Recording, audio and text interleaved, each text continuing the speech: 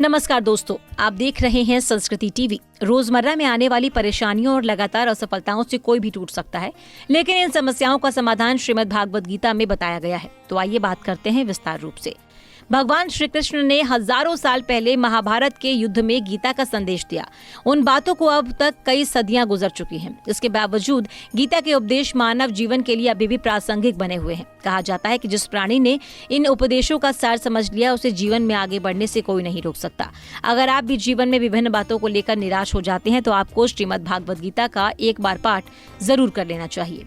श्रीमद् भागवत गीता में कहा गया है कि चाहे सुख हो या दुख, ईश्वर का साथ कभी ना छोड़े। केवल ईश्वर ही आपको भव के पार लगा सकता है, आपकी सारी विपत्तियों को दूर कर सकता है।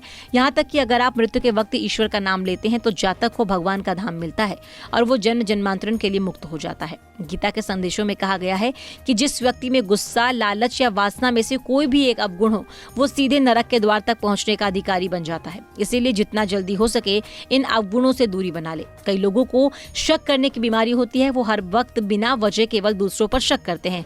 इस शक की बीमारी के चलते रिश्तों में स्नेह और भरोसा दोनों खत्म हो जाते हैं, साथ ही परिवार टूटने के कगार पर पहुंच जाता है। गीता संदेश में भगवान श्री कृष्ण कहते हैं, मृत्यु एक अटल सत्य है। जिसका जन्म हुआ है उसकी मृत्यु भी जरूर होगी, इसीलिए इस पर शोक न करें और शांत रहें। ये समझ ले कि जीवन और मरण प्रकृति का एक हिस्सा है। श्रीमद् भागवत में कहा गया है कि प्रत्येक प्राणी को ईश्वर ने बुद्धि प्रदान की है। इसका इस्तेमाल नेक कार्यों को बढ़ावा देने में करें। बुद्धिमान होने के बावजूद अगर आप निस्वार्थ भाव से समाज की सेवा करने के बजाय षड्यंत्र रचने में लगे हैं तो आपका मान सम्मान और धन दौलत दोनों चले जाएंगे। उम्मीद है दोस्तों आपको जानकारी पसंद आई होगी।